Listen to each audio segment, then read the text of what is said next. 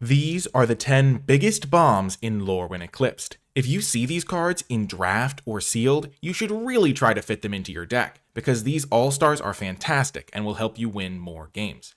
First up is Sunderflock. For 7 blue, you get a 5/5 elemental that says, this spell costs X less to cast, where X is the greatest mana value among elementals you control. It has flying, and when this creature enters, if you cast it, return all non-elemental creatures to their owner's hands.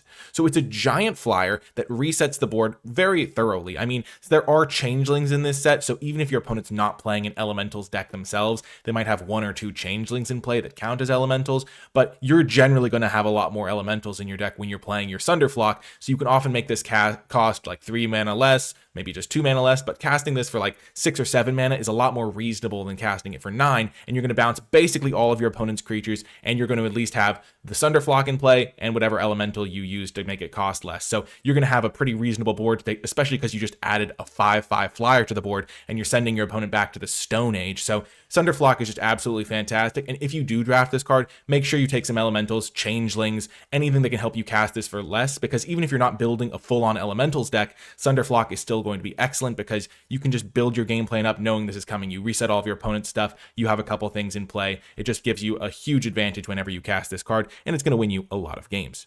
Next up is Spinerock Tyrant, another massive flyer. It's 3 red for a 6/6 dragon with flying. It has Wither, which means it deals damage to creatures in the form of -1/-1 counters, which isn't tremendously relevant because a 6/6 usually will kill whatever it cares about killing anyway, but it's nice upside to have. And whenever you cast an instant or sorcery spell with a single target, you may copy it. If you do, those spells gain Wither. You may choose new targets for the copy. So basically, if you use a removal spell, you get to copy it. If you are casting a combat trick that targets like your Spinerock Tyrant, you get to copy it. And if you use a damage-based removal spell, maybe you can shrink something down if you can't quite finish it off because it will gain Wither. So basically, giant flyer already going to be fantastic. If you just played this as a 5-mana 6/6 flyer, it would win you a lot of games. But the fact that if you then cast instants and sorceries with single targets, you get to copy them, just is the icing on the cake that makes this thing absolutely insane. So you play this thing on turn 5. If they don't kill it, you play an instant on the next turn that kills one of their creatures. You kill a second one of their creatures, the game's over. So Spinerock Tyrant, absolutely stellar. This is a dragon that you definitely want. Next is a Ajani Outland Chaperone. It's a little bit cheaper, but still super powerful. 1 white for a 3 loyalty planeswalker. It has +1, create a 1/1 green and white Kithkin creature token. -2, Ajani deals 4 damage to target tapped creature. And -8, look at the top X cards of your library, where X is your life total. You may put any number of non-land permanent cards with mana value 3 or less from among them onto the battlefield, then shuffle. The ultimate is less relevant than the first 2 abilities. The fact is, when you play this on turn 3 and -2 it to kill your opponent's 2-drop that attacked you, you're just in such good shape. Your opponent is going to have real trouble like applying pressure to Ajani if you've killed their main attacker. Or if you just go 2-drop into Ajani and start plussing, they're also going to struggle to deal with it because they have to attack Ajani, or you're just going to run it over the game with your 1/1s. And when they attack Ajani, you can maybe kill their creatures with its -2 ability. It's just so much pressure, and the fact that it only costs 3 mana is really what makes it super hard to deal with, because your opponent doesn't have a lot of time to build up a board state before you just play Ajani, start getting 1/1s every single turn. And if you're making a 1/1 every turn, it's going to be hard for your opponent to take you down, and especially because it has removal also that you can use when it comes into play, makes this card really nice in a lot of situations. Because even if you can't really protect it, maybe they have a flyer, you can still play this card, kill a creature, get your 1/1, and be pretty happy about it. So fantastic 3-drop, definitely one to prioritize. Next up, we have Sonar, Innovative First Year. For 2 red, blue, which means you can cast him for 2 blue, 2 red, or 2 blue-red, you get a 2/4 legendary goblin sorcerer with Vivid. At the beginning of your first main phase, reveal cards from the top of your library until you reveal X non-land cards, where X is the number of colors among permanents you control, and Sonar counts as 2 colors himself because of the hybrid mana. For each of those colors, you may exile a card of that color from among the revealed cards, then shuffle. You may cast the exiled cards this turn. So you play Sonar, and then if he survives until your next turn, at the beginning of your first main phase, you will reveal, if Sonar is your only card, you reveal cards until you reveal 2 non-land cards because you have 2 colors of permanence. And then if you have like a blue card and a red card you revealed, you can exile both of those if you'd like, and then play them this turn, or you can exile one of them if you like. If you do reveal like 2 blue cards, you can only choose one of them to exile, but it's still going to be getting you a lot of card advantage. And that doesn't even factor in the fact that you could play this in like a multicolored green deck that cares about Vivid, where you have a green permanent in play and Sonar, and then maybe another color of permanent. And so then X can be even bigger, you can get even more card advantage. And the fact that you have a creature that basically demands demands an answer or it wins you the game with card advantage is a really, really good thing. And a 2/4 can even block some smaller creatures. So that's definitely nice upside to have on your card that's going to win the game in the late game if you can just get enough time to use the cards that he's generating. Next is Abigail, Eloquent First Year, another one of the student cards. It's white, black hybrid mana for a 1/1 legendary bird bard. It has flying, first strike, and lifelink, and when Abigail enters, up to one other target creature loses all abilities. Put a flying counter, a first strike counter, and a lifelink counter on that creature. So giving a creature flying, first strike, and lifelink just makes it a must-answer threat pretty much. Even if you have like a 3/1 creature in play, making it a flyer with first strike and lifelink means that your opponent is going to be really struggle to block it. And if you have something bigger than that, like a 4/4 or a 4/2 even, or really just any creature that has like 3 or 4 power, or even a 2-drop, you're just giving things first strike, lifelink, and flying is really, really annoying because you're going to be able to attack your opponent constantly because of the flying and first strike. There's not going to be as many big things that can block them. And the life gain swing that you get every turn just makes this card like impossible to race. So they have to then kill the creature that you just buffed up. And oftentimes you can just choose a creature that was just kind of sitting around in play, like a 3/1 or a 4/2 or something you just had in play. And it just makes it really, really hard to win. And the fact that you can just play this card and aggro decks are just like, oh my gosh, how do I ever win? Makes this a really strong card, especially because it only costs 2 mana. So Abigail, excellent. And also it just is got a flying first strike and lifelink itself, so it's going to chip in for some damage as well. Great card.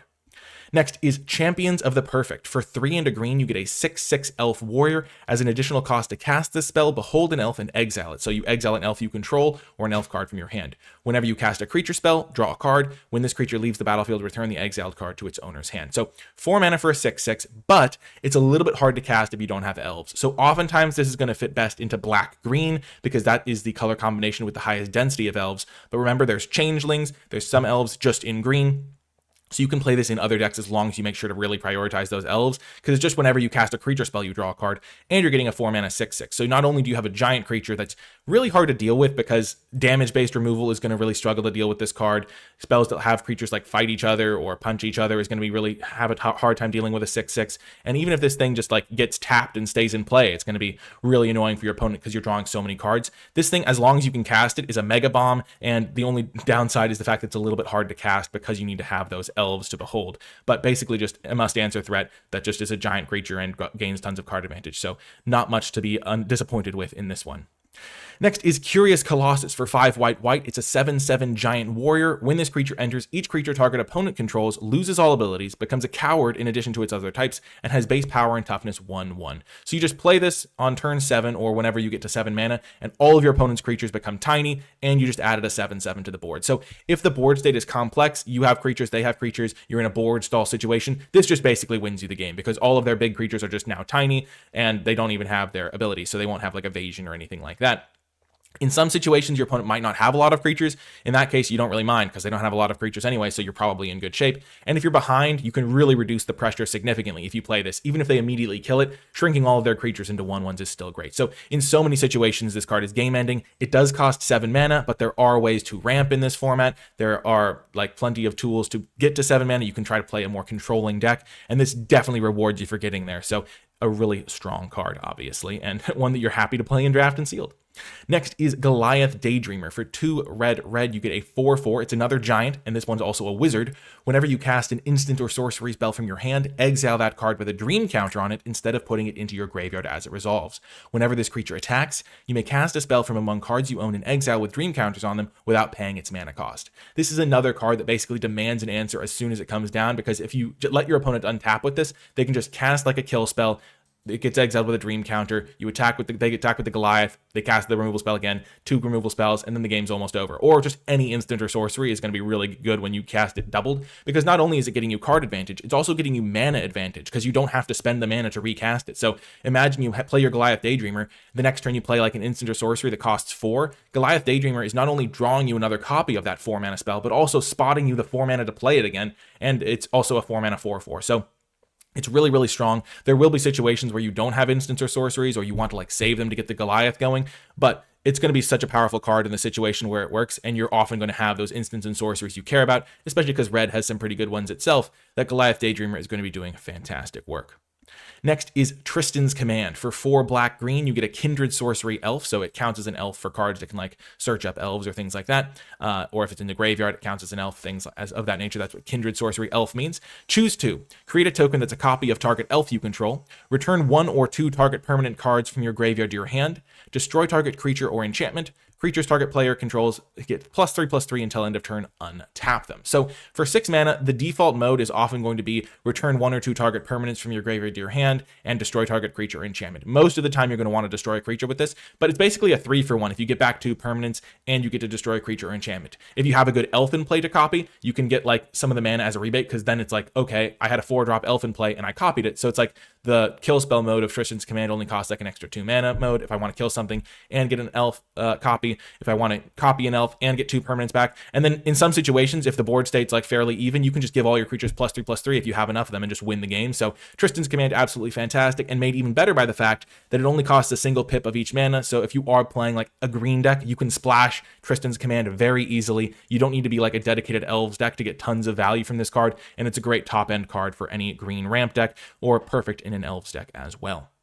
Next is Catharsis. This is our final card. This one absolutely will end games that other cards, you just like die out of nowhere to this one. 4 red, white hybrid mana. It's an elemental incarnation. It's a 3/4.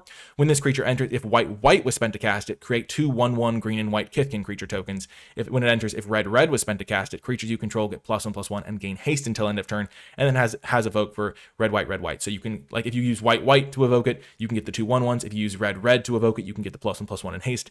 And if you cast it for 6 mana and use white and red, you can get 2 1/1s and then give all of your creatures +1/+1 and haste, which means you're getting a 3/4, 2 1/1s, and then giving them all haste, which is 8 power of haste coming at your opponent in addition to whatever other creatures you have. So you just have like a reasonable board state. Let's say you have 2 creatures in play, you play Catharsis, you attack your opponent for like 14 or something like that, and the game is often just going to end. It's going to be really hard to beat this card. It also has the like fallback mode of if you're behind in the early turns, you just need something to do, and you have white, you can get a couple of 1/1s, which is a nice backup mode to have on a 6-drop game ender. So just a really strong card when you get to that final mode.